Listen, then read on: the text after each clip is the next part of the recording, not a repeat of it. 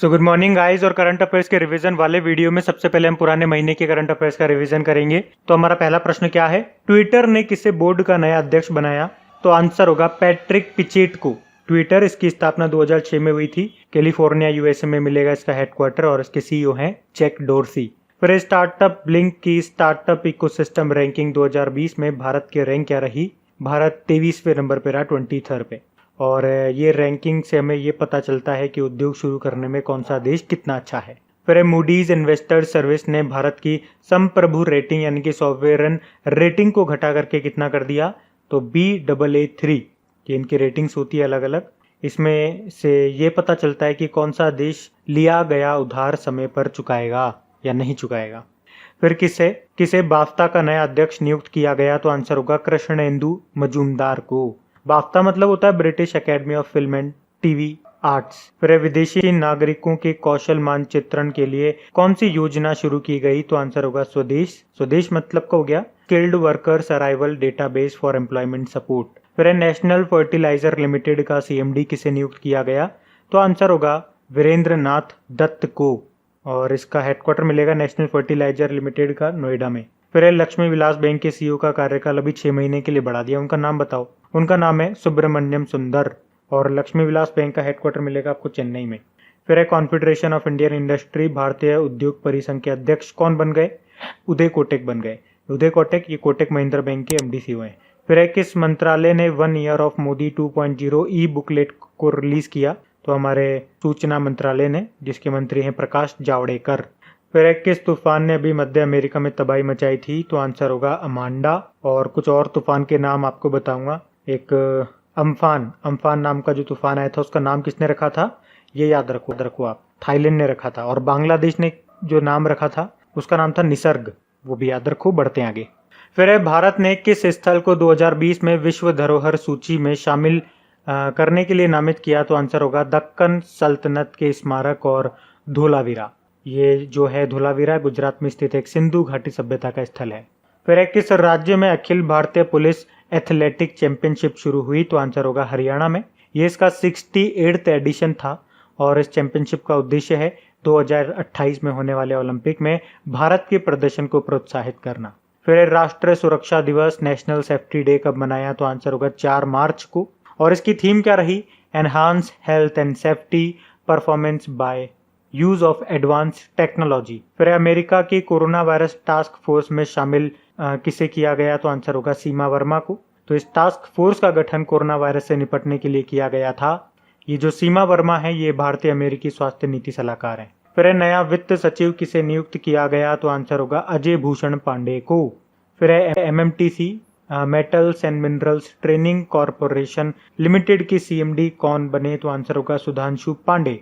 फिर 2021 में 108वीं भारतीय विज्ञान कांग्रेस की मेजबानी कहाँ पे की जाएगी या कौन करेगा? तो आंसर होगा पुणे में। 2021 में होगी है जनवरी में। और 2020 में इस साल जो इसकी 107वीं बैठक हुई थी वो बेंगलुरु में हुई थी। फिर है MA यूसुफ अली किस देश की प्रीमियम रेजिडेंसी प्राप्त करने वाले पहले भारतीय बने? तो आंसर होगा सऊदी अरब। सऊदी अरब की कैपिटल रियाद है। और इस साल 2020 में G20 की मेजबानी यही कर रहा है सऊदी अरब। फिर निःशुल्क सार्वजनिक परिवहन की सुविधा प्रदान करने वाला दुनिया का पहला देश कौन सा बना? तो आंसर होगा लग्जमबर्ग। लग्जमबर्ग की कैपिटल लग्जमबर्ग सिटी है। फिर टर्की में भारतीय राजदूत कौन बने? राजदूत मतलब एम्बेसडर, संजय कुमार पांडा। अच्छा बता दो टर्की की कैपिटल क्या है? अंकारा है। टर्किश लीरा यहाँ की करेंसी है। और प्रेसिडेंट का नाम भी आप याद रखें, रेसेप तैयप एर्दोगान। बढ़ते हैं आगे। तो चलिए कल के करंट अफेयर्स को भी हम रिवाइज कर लेते हैं। पहला प्रश्न पूछा है आजादी फ्रीडम फेसिज्म फिक्शन नाम की बुक को किसने लिखा है? तो आंसर होगा अरुंधति रॉय ने। फिर वर्ल्ड बैम्बू डे कब मनाया गया? तो आंसर होगा 18 सितंबर को। और थीम रही थी बैम्बू नाउ। और 18 सितंबर को ही हमने वर्ल्ड वाटर मॉनिटरिंग डे विश्व जल निगरानी दिवस भी मनाया जिसकी थीम थी सॉल्व वाटर। फिर है कुपोषित बच्चों के परिवारों को गाय देने का फैसला किया किस राज्य की सरकार ने? उत्तर प्रदेश सरकार ने। तो मुख्यमंत्री निराश्रित गाय भागीदारी योजना के तहत इस कार्यक्रम को शुरू किया। फिर किस संस्था ने AICTE का उत्कर्ष संस्थान विश्वकर्मा पुरस्कार 2020 जीता? तो आंसर होगा college of engineering Pune. AICTE मतलब all India council for technical education. फिर किस राज्य सरकार ने? आर्थिक स्पंदन ऋण वितरण कार्यक्रम शुरू किया कर्नाटक की सरकार ने। तो कोविड-19 और बाढ़ के समय लोगों की मदद करने के लिए इस कार्यक्रम को शुरू किया। फिर एक किस कंपनी ने भारत के लिए नए संसद भवन के निर्माण का ठेका लिया? तो आंसर होगा टाटा प्रोजेक्ट्स ने। फिर एक किसने अपना घर ड्रीम्स होम लोन योजना शुरू की? तो आईसीआईसीआई होम फाइनेंस ने। फिर एक किस केंद्रीय मंत्री ने इस्तीफा दे दिया? Food processing minister Harsimrat Kaur Badal ने। भटिंडा निर्वाचन क्षेत्र इनका रहा। और मैंने आपको बताया भी था अभी फूड एंड प्रोसेसिंग मिनिस्टर कौन बन गए हैं, मतलब एडिशनल चार्जेस दे दिया हमारे कृषि मंत्री नरेंद्र सिंह तोमर को। फिर प्रधानमंत्री नरेंद्र मोदी ने किस राज्य में ऐतिहासिक कोसी रेल मेगा पुल को राष्ट्र को समर्पित किया, यानी कि उद्घाटन किया? तो आंसर होगा बिहार, कोसी नदी पे बना हुआ ये। फिर है देश के पहले इंडिया हैप्पीनेस रिपोर्ट 2020 में बड़े राज्यों में टॉप पे रहा कौन? पंजाब, छोटे राज्यों में मिजोरम और यूनियन टेरिटरीज में अंडमान निकोबार। फिर है मोबीक्विक के नए को फाउंडर और सीईओ बन गए कौन? चंदन जोशी। बढ़ते हैं आगे। तो स्टैटिक क्वेश्चंस को हम लोग कवर करेंगे। तो हमारा पहला प्रश्न क्या है? राष्ट्रीय केला अनुसंधान संस्थान ये कहाँ पर है? तो आंसर होगा त्रिची, तमिलनाडु में। फिर है विश्व वायु गुणवत्ता रिपोर्ट में सबसे प्रदूषित देश कौन सा रहा था? कुछ समय पहले आई थी और ये रिपोर्ट जारी की थी IQ एयर विजुअल ने। बांग्लादेश सबसे प्रदूषित रहा, भारत 5वें नंबर पे था। और शहरों में बात करेंगे तो सबसे प्रदूषित शहर रहा उत्तर प्रदेश का गाजियाबाद। फिर है डेथ एंड इनसाइड स्टोरी नाम की बुक है, जो उसके लेखक कौन है? जग्गी वासुदेव, ईशा फाउंडेशन के संस्थापक हैं ये।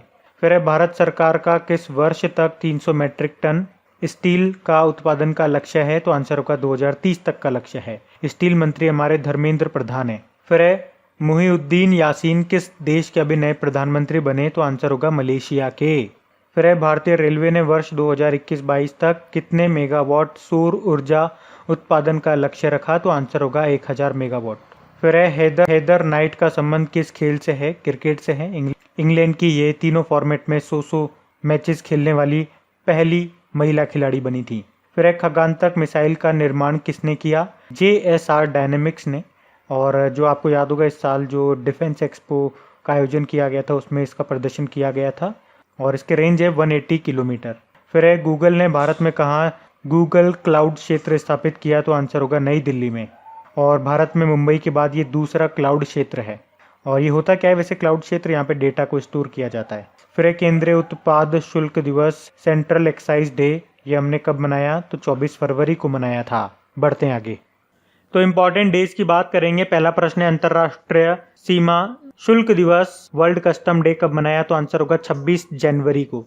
और वर्ल्ड कस्टम्स ऑर्गेनाइजेशन का हेडक्वार्टर आपको ब्रुसेल बेल्जियम में मिलेगा, ये भी याद होना चाहिए आपको।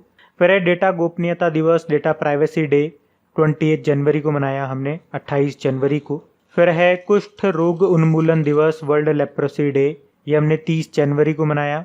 और वैसे 30 जनवरी को एक शहीद दिवस भी मनाते हैं हम। महात्मा गांधी जी को इस दिन नाथुराम गोडसे ने गोली मार दी थी, वो शहीद हो गए थे। फिर है विश्व उपेक्षित उष्ण कटिबंधीय रोग दिवस, इंग्लिश में बोलेंगे तो world neglected tropical disease day, ये पहली बार मनाया हमने 30 जनवरी को।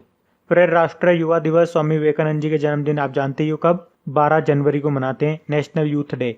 और इंटरनेशनल यूथ डे भी 12 तारीख को ही मनाते हैं, लेकिन महीना होता है अगस्त का। फिर है विश्व हिंदी दिवस, 10 जनवरी को मनाया। और एक नेशनल हिंदी डे तो अभी मनाया ही था हमने 14 सितंबर को। फिर है इंटरनेशनल एजुकेशन डे, ये हम 24 जनवरी को मनाते हैं। और इसकी थीम भी रही थी learning for people, planet, prosperity and peace. और 24 जनवरी को वैसे राष्ट्रीय बालिका दिवस भी मनाया जाता है। और अंतर्राष्ट्रीय बालिका दिवस कब मनाते हैं वो भी याद रखो, 11 अक्टूबर को। फिर है, अच्छा सुनो, ये इंटरनेशनल एजुकेशन डे हो गया। एक नेशनल एजुकेशन डे भी होता है, जो भारत के पहले शिक्षा मंत्री थे ना मौलाना अबुल कलाम आजाद, उनके जन्मदिन पे मनाया जाता है, यानी कि 11 नवंबर। फिर है राष्ट्रीय मतदान दिवस, 25 जनवरी को मनाते हैं, आप जानते ही हो, क्योंकि 25 जनवरी 1950 को भारतीय चुनाव आयोग की स्थापना हुई थी ना, इसीलिए। और थीम क्या रही इसकी?